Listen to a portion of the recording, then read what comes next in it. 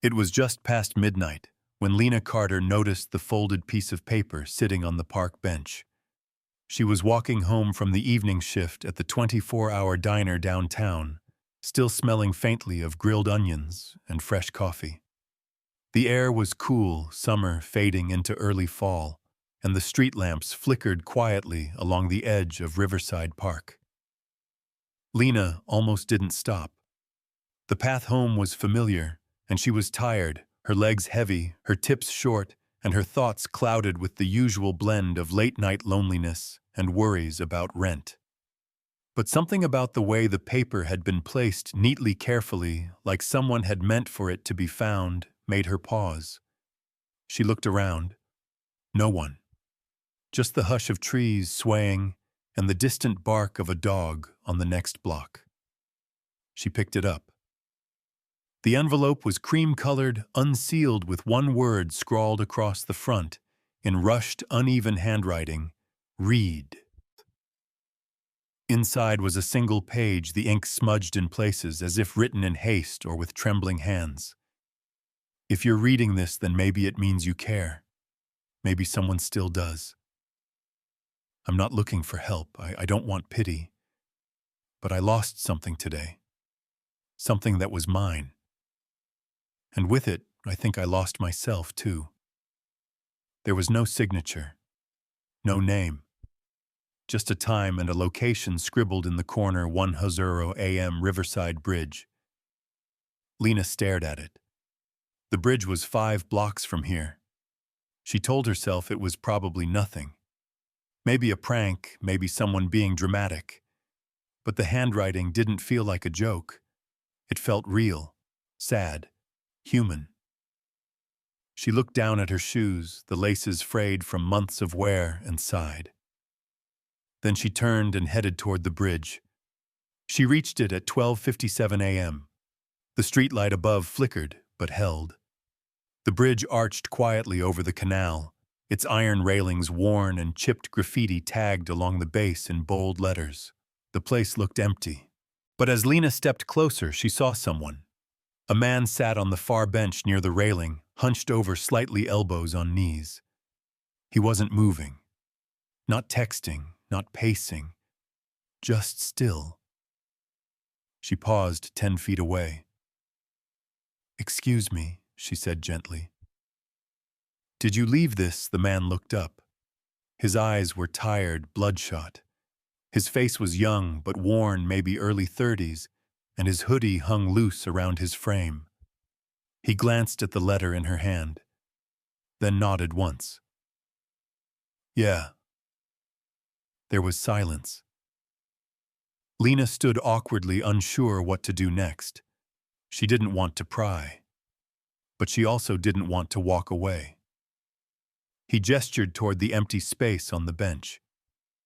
"You can sit if you want." She hesitated, then sat slowly, carefully, like someone placing trust on a delicate thread. They sat side by side, saying nothing for a while. Then he spoke. "I lost a photograph. Today. Slipped out of my wallet, I think. Somewhere between the bank and the bookstore. I retraced every step, but..." He trailed off. Lena looked at him. "Who was in the photo?" He swallowed. "My wife. And my son." "Oh," Lena said softly. "She passed 2 years ago. My son lives with her parents in Oregon now. I see him when I can, but it's not enough. That picture was one of the last things she gave me. I didn't know how much I leaned on it. Until it was gone." She listened. The quiet around them was not uncomfortable. The city hummed in the distance, and somewhere below, the bridge water moved gently under moonlight. "I guess I just needed to leave the words somewhere," he added. "Well," Lena said, folding the paper back into its envelope, "you left them well." He looked at her, surprised. "I'm Lena," she offered. "I make the best lemon pie 3 blocks from here." He managed a faint smile. "Eli. Used to work in data security. These days I just walk a lot. They sat there for 10 more minutes, exchanging fragments of who they were. Not full stories, just pieces. Enough. When she finally stood to go, Lena handed the envelope back to him.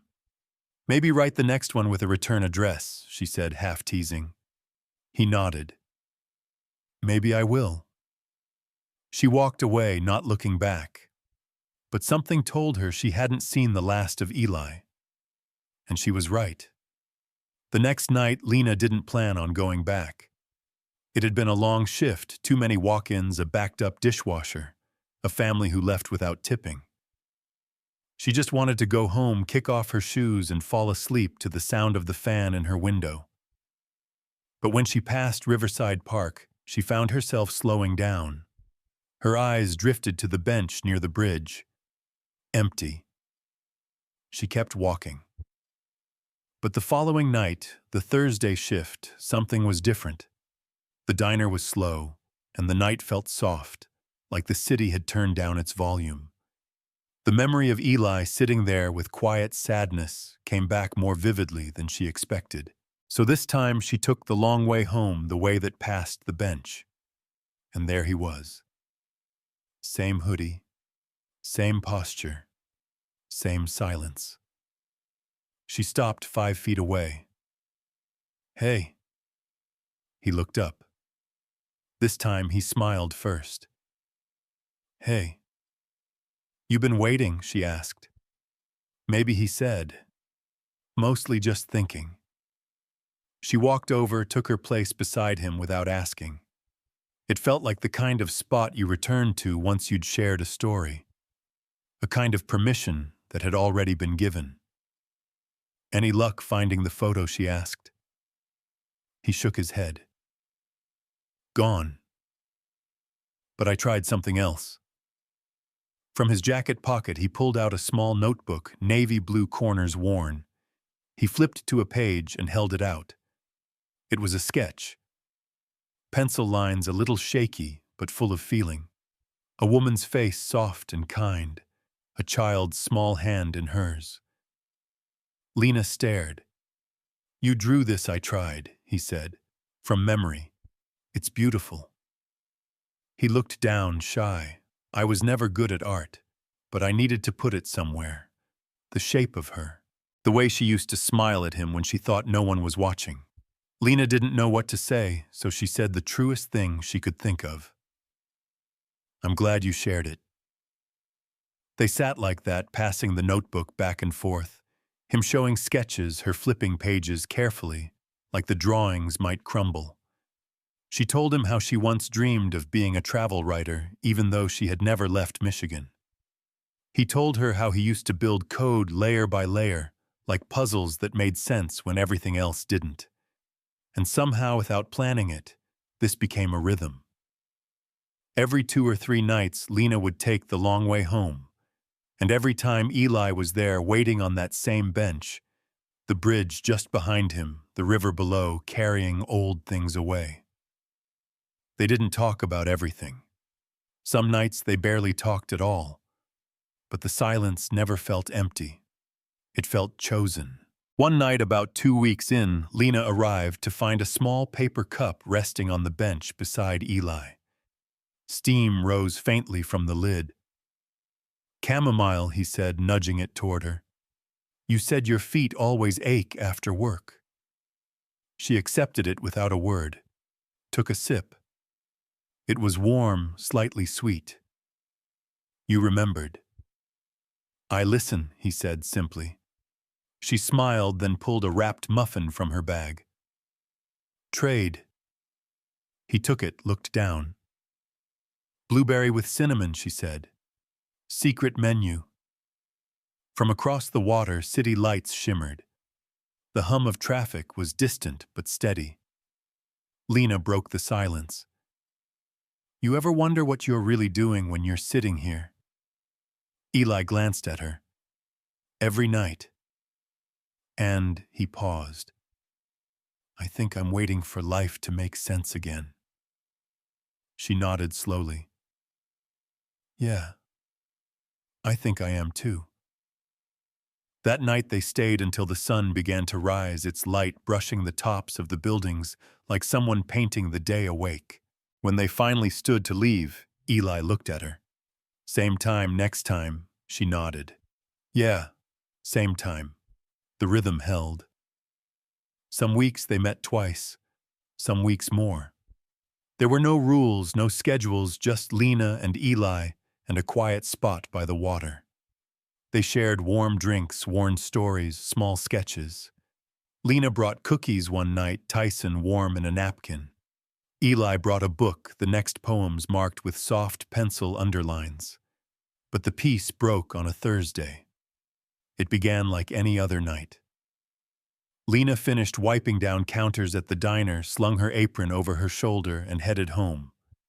She usually avoided the TV in the break room. Too much bad news, too many voices. But that night, a headline caught her eye. "Prominent tech CEO found after disappearance." The reporter's voice was calm, clinical. Elijah Hartley, founder and former CEO of Hartley Systems, made headlines last year after stepping down from his company in the wake of his wife's unexpected passing. Hartley, once a rising star in the tech world, has kept a low profile since. Sources say he was recently seen back in the city. Lena froze. The photo on screen wasn't grainy. It was clear. A man in a dark blazer, mid-30s, serious but gentle eyes. It was Eli. She stared, soup spoon suspended mid-air. The screen flashed to images of conference rooms, crowded stages, a young child clinging to his leg. A daughter, not a son. Everything inside her tilted slightly. The hoodie, the bench, the drawings. He never said he wasn't that Elijah Hartley, but he also never told her the truth. Lena stood, palms cold, heart confused. She left her soup untouched and stepped into the night, needing air, needing space. She didn't go to the bridge that night, or the next. 3 days passed, then 4. Eli waited. Every night, same spot, hands in pockets, notebook beside him, a second cup of tea cooling at his side. But the bench stayed empty. She didn't come. Not even once. On the 5th night, Lena opened her apartment door and found a small envelope taped there. No address, just her name in his handwriting. Inside was a note. No defense. No excuses. Just words. "I didn't lie. But I should have told you. I liked being someone simple with you. Someone seen. If you want to yell, I'll be on the bench. If you don't, I'll still be there. Not because I'm waiting for forgiveness, but because I'm not done showing up." No signature. Just his name written small at the corner. Eli. Lena folded the note once, then again, her hands still. She didn't know what she felt, anger, yes, but also something else. Something that hadn't left since the night they first spoke. She looked toward her window to the skyline beyond, and the river that curved through the city like a story half told. And then slowly he reached for her coat. The city felt different that night. It wasn't colder, but the air pressed against her like it was holding its breath. Lena walked slowly, her shoes scuffing against the concrete path, the paper note still folded in her coat pocket. The bench came into view before she was ready. He was there. Same hoodie, same spot. But this time he wasn't sketching. He was just sitting, elbows on knees, staring down at the river, as if waiting for it to speak. Lena paused a few steps away. Eli looked up. Their eyes met, and for a moment the world went still. "I thought maybe I'd imagined you," he said quietly. Lena didn't smile. She didn't speak. She just walked toward the bench and sat down, not close, not far. The distance of someone deciding if they still trusted what had been real. She pulled out the note, held it between them. I read it. He nodded once. I wasn't looking for a secret, she said. I just thought we were honest. I never meant to hide. I just liked who I was when I wasn't him. He glanced down. When I wasn't the man everyone expected. And what about the girl who told you her whole story, thinking you were just someone who listened to... He winced.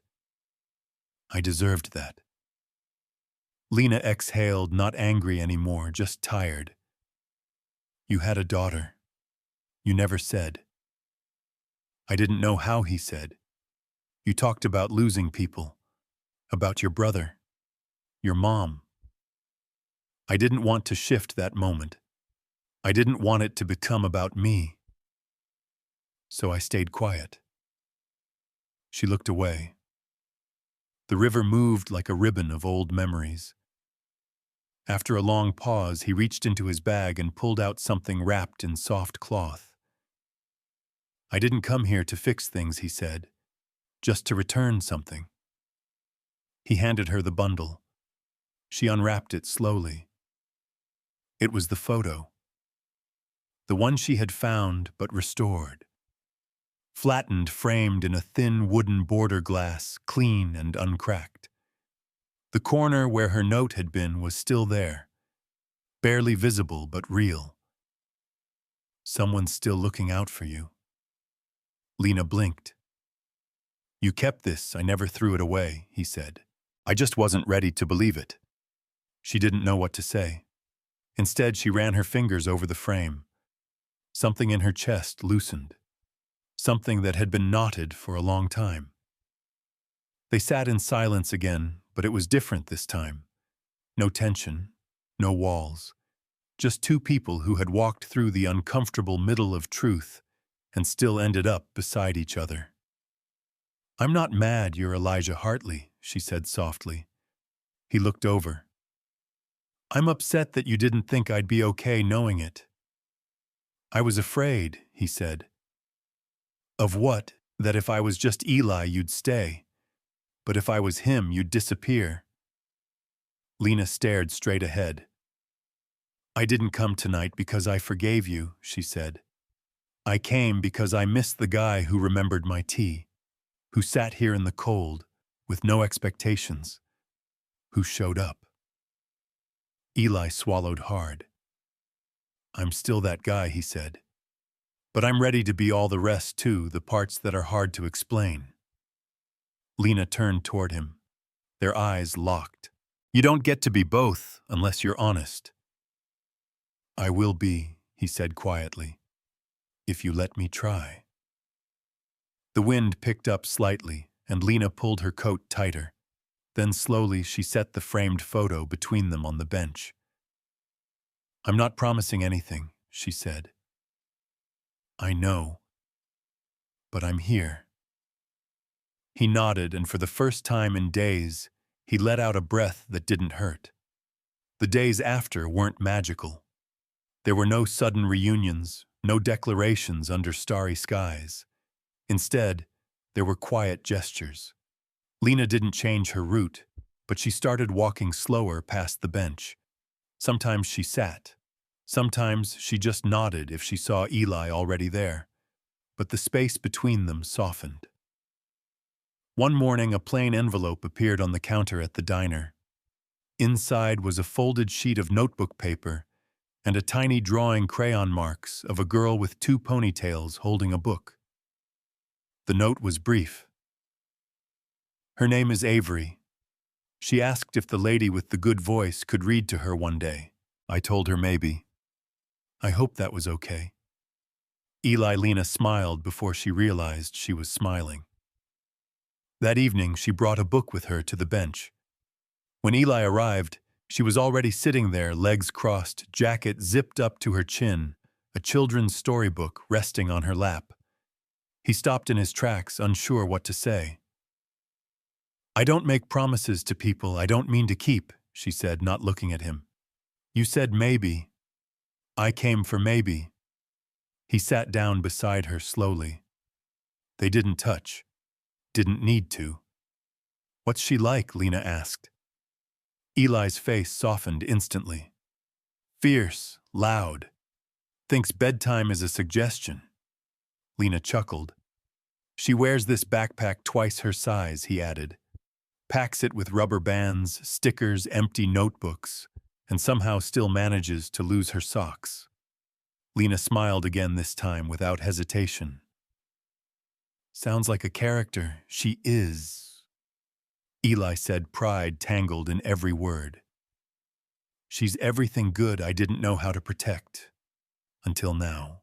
He paused, then added quietly, "I don't introduce her to many people." Lena nodded. "I don't let many people into my world either." They sat quietly, book unopened. Then Eli said, "She'll love you." Lena looked over, startled. He shrugged. "She already listens to your stories. She just doesn't know it's you." "You read her what I write." Eli reached into his bag and pulled out a small journal worn bent familiar, the one Lena had tossed in his lap that first week. Inside, her short poems and story fragments filled the pages, some circled, some underlined, all red. "She asks for the one about the girl with tired hands and quiet eyes," he said. "Says it makes her chest feel soft." Lena blinked hard, not sure what to say. The wind stirred the trees. A dog barked across the river.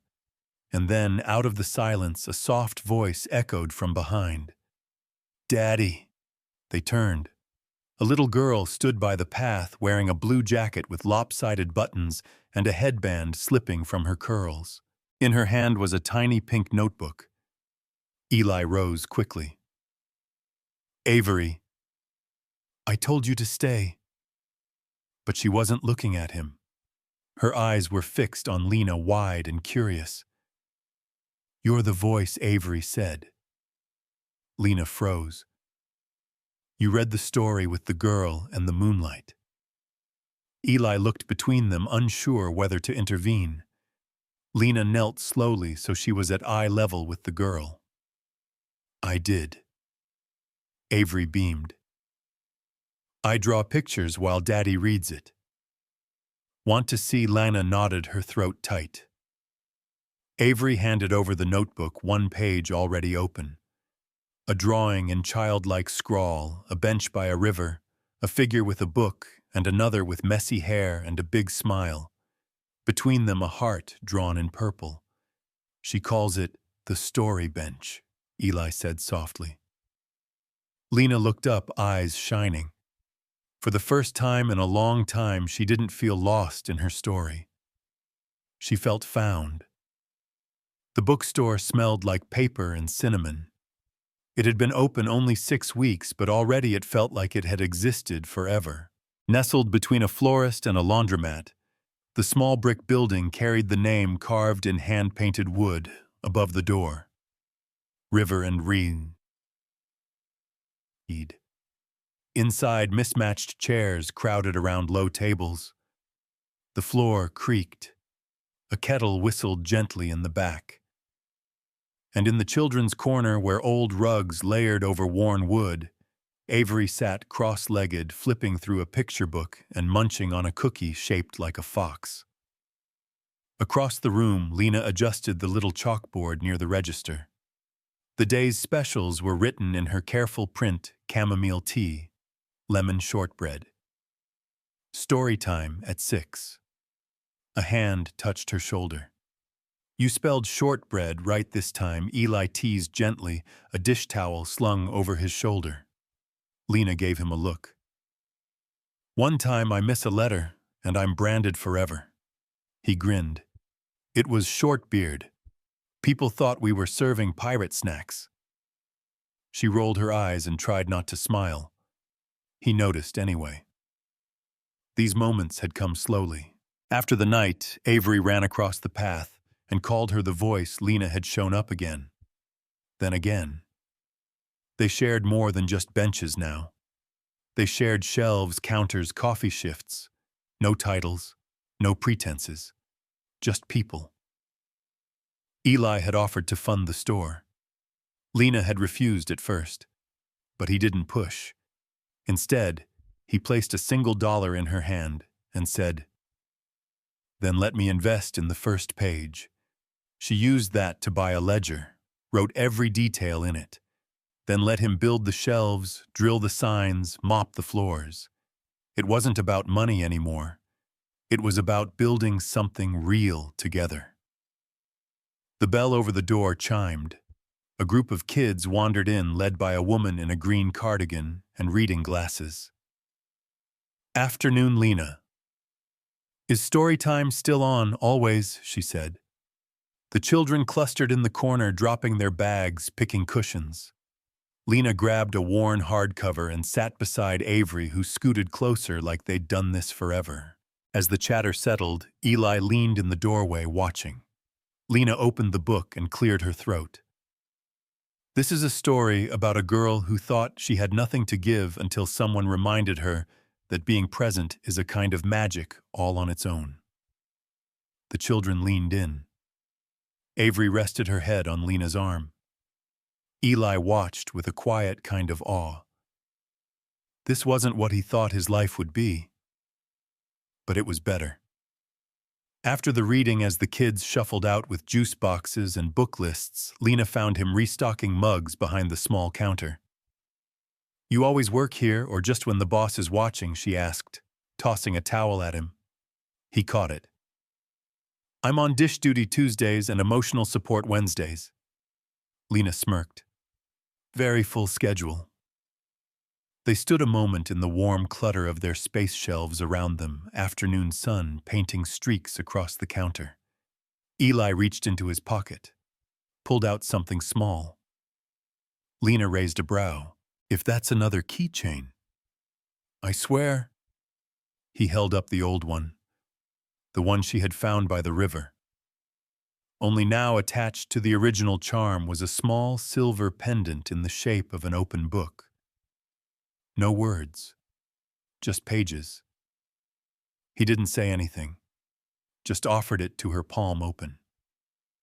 Lena took it carefully, the metal warm from his hand. "Are we writing this next chapter together?" he asked. She looked at the charm, then at him. "I think we already are." The first snowfall arrived quiet and unsure, like someone knocking gently on a familiar door. Outside the windows of River and Reed, soft flakes drifted past the awning and landed on the painted letters above the door. Inside the shop was lit with string lights, and the scent of clove tea filled the corners. Avery sat at the back table, coloring a dragon in a book her father once read to her. She wore her purple sweater, the one with the tiny hole at the cuff, and hummed a made-up song under her breath. At the front, Lena turned the sign on the door to closed and flipped the switch for the heater behind the counter. She moved more slowly these days, not because of age, but because she had finally stopped rushing to escape her own stillness.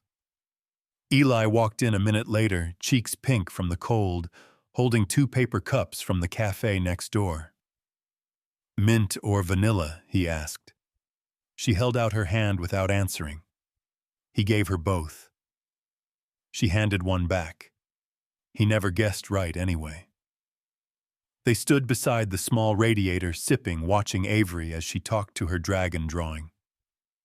"I used to think I'd leave this town," Lena said quietly. "Just vanish, move where no one knew me." Eli didn't respond, just waited. "But then someone lost something," she continued, "and left it where I could find it." He smiled. "And that someone turned out to be extremely bad at pretending to be a regular guy," she added, giving him a sideways glance. He feigned offense. "I wore the same hoodie 3 nights in a row. That's dedication." Lena chuckled, setting her cup down.